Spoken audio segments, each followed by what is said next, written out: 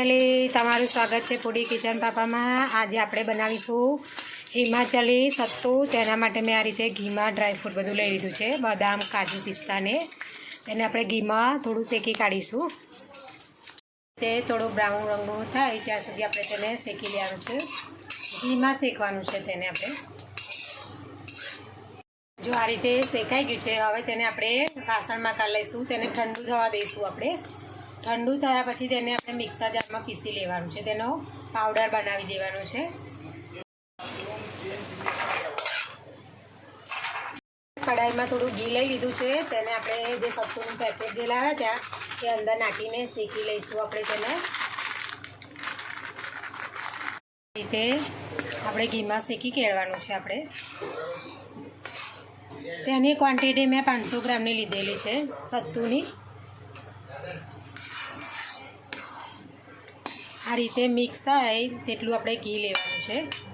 આ રીતે થોડું ઉપરથી ઘી ઓછું લાગે તો ઉપરથી રેડ દેવાનું। આ રીતે એને ઘીમાં બનાવવાનું છે આપણે, એકદમ પ્યોર ઘીમાં।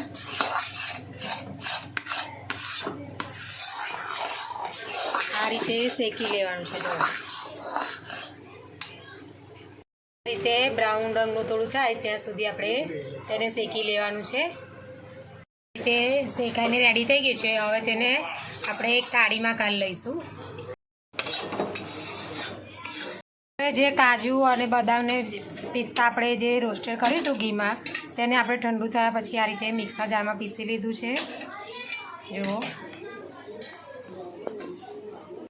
ફરી કડાઈમાં થોડું ઘી લઈ લીધું છે, હવે તેમાં આપણે ગોળ નાખીશું અંદર। આ રીતે આપણે ગોળ લઈ લીધો છે અંદર નાખવા। હવે તેને આપણે ધીમા તાપે એકદમ લિક્વિડ જેવું બનાવી દેવાનું છે। આ રીતે ઘીમાં શેકી લેવાનું છે ગોળને। આ રીતે થોડું લિક્વિડ ટાઈપ થઈ જાય ત્યાં સુધી તેને ઓગાળી દેવાનું છે આપણે। તો આ રીતે ગોળ આપણો ઓગળી ગયો છે, હવે જે આપણે સત્તુ શેક્યું હતું ઘીમાં તે અંદર નાખી દઈશું। આ રીતે તેને મિક્સ કરી લેવાનું છે આપણે, તે મિક્સ કરી લેવાનું છે તેને।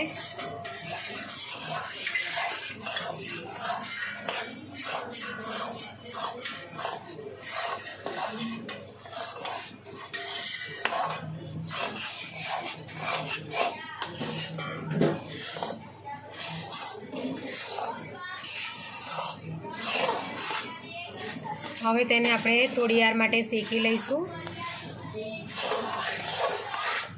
આપણે જે પીસેલું ડ્રાયફ્રૂટ છે તે અંદર નાખી દઈશું, તેને મિક્સ કરી લઈશું। આ રીતે આપણે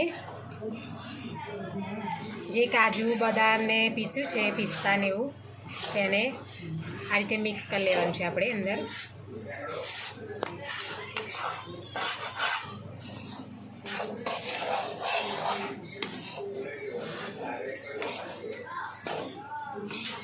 આ રીતે એક થાળી મેં લઈ લીધી છે, તેમાં ઘીવાળી કરી દીધી છે। આ રીતે ઘી ચોપડી દીધું છે થાળીમાં। જે આ સત્તુ બનાવીને રેડી કર્યું છે તે આપણે અંદર આ રીતે નાખી દઈશું અંદર આપણે। આ રીતે વાડકીની મદદથી આપણે ફેલાવી દેવાનું છે બધે ડીશમાં। જો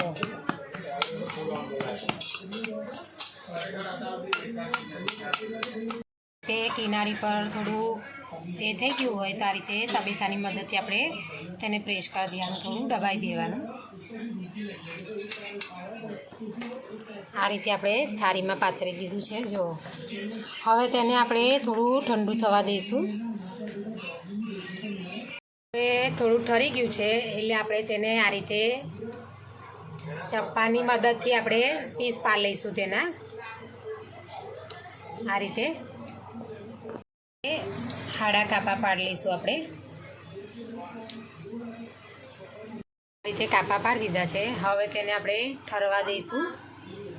તે કાપા પાડીને આપણે રેડી કરી દીધું છે, હવે તેને ઠંડુ થાય એટલે આપણે તેને સર્વ કરીશું। આપણું સત્તુ બનીને રેડી થઈ ગયું છે।